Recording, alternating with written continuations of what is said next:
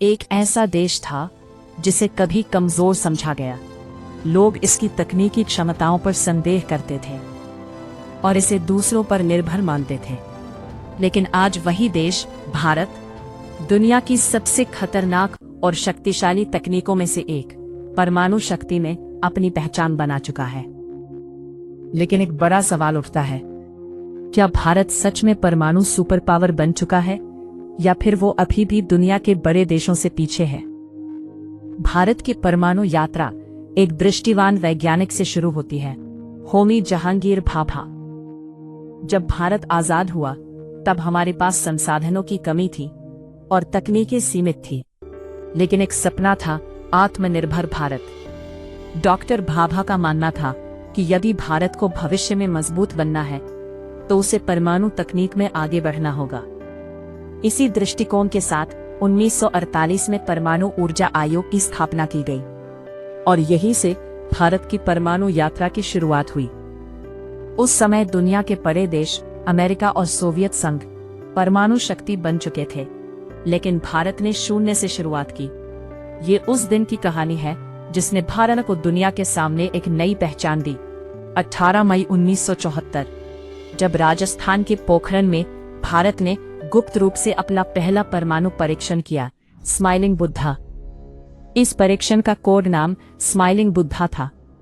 पूरी दुनिया हैरान थी क्योंकि भारत ने बिना किसी बाहरी मदद के परमाणु क्षमता हासिल कर ली थी। लेकिन इस उपलब्धि के बाद भारत को कई चुनौतियों का सामना करना पड़ा। कई देशों ने प्रतिबंध लगा दिए और तकनीकी पहुंच रोक दी, लेकिन भारत ने हार नहीं मानी। भारत ने और मजबूत होकर आगे बढ़ा।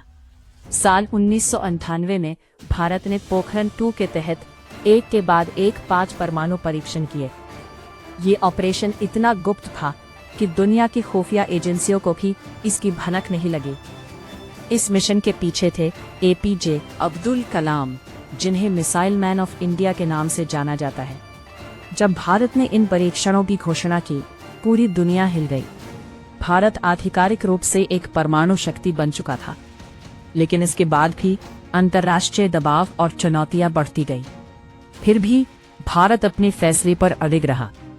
आज भारत के पास सिर्फ परमाणु बम ही नहीं है, बल्कि एक संपूर्ण परमाणु रक्षा प्रणाली है, जिसे न्यूक्लियर ट्रायड कहा जाता है।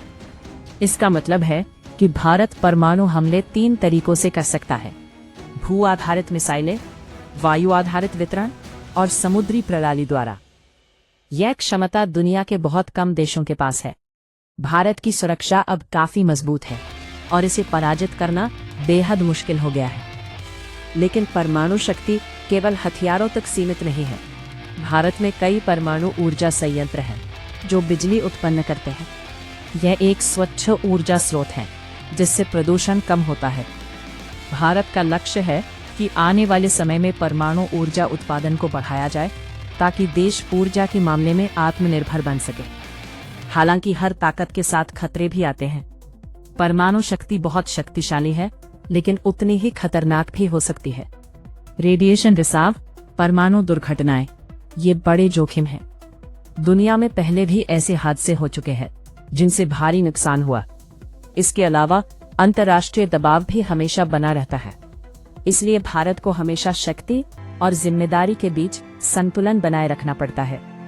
अब सबसे बड़ा सवाल यह है कि क्या भारत भविष्य में परमाणु सुपर पावर बनेगा?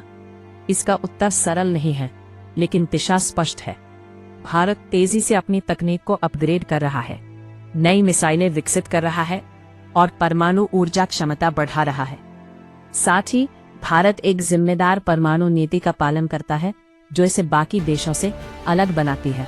अगर हम पूरी यात्रा को देखें तो भारत ने शून्य से शुरुआत की, प्रतिबंध झेले, चुनौतियों का सामना किया, लेकिन आज भारत परमाणु दुनिया में एक मजबूत और सम्मानित राष्ट्र बन चुका है और आने वाले समय में ये ताकत और भी बढ़ने वाली है। ये केवल परमाणु शक्ति की कहानी नहीं है, ये भारत की